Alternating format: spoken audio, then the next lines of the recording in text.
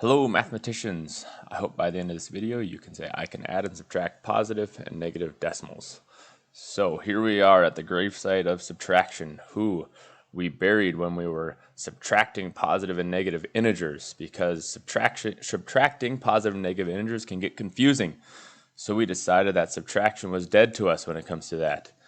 So we decided we were going to rewrite the problems using addition and adding its opposites. And we are going to extend those rules we learned with integers to decimals right here. So say we were to have negative 6.75 minus 3.94. This can be confusing.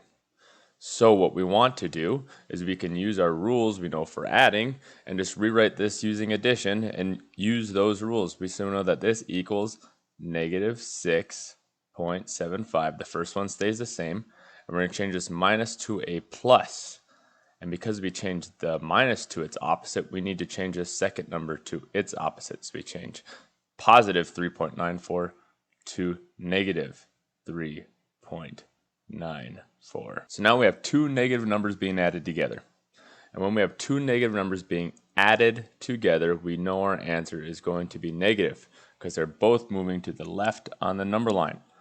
So now that we know our answer is going to be negative, we can just add these numbers together, just like we would as if adding two positive decimals. So again, make sure we line up the decimal places so their place values line up. So now we've got our answer where everything's lined up. So we have 6.75 plus 3.94.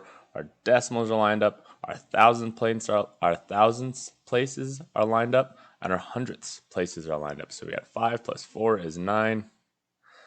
7 plus 9 is 16. Bring that 1 up here. Bring the decimal straight down. 1 plus 6 is 7. 7 plus 3 is 10. So our answer is 10.69, but we know our answer is going to be negative, so we got negative. So we get negative 10.69 as our final answer. Let's do one more example. So now we have negative 8.62 minus a negative 4.59.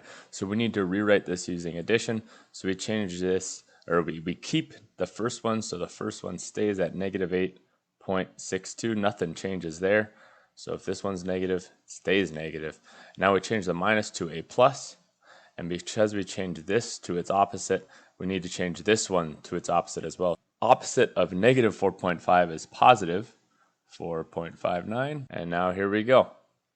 So now we've got one negative and one positive decimal being added together. So we need to determine is our answer going to be positive or negative. Well, our answer is going to be negative because this negative number has a greater absolute value. So we put that negative sign right there, and now we just, because we have one positive and one negative, we need to find the difference of their absolute values.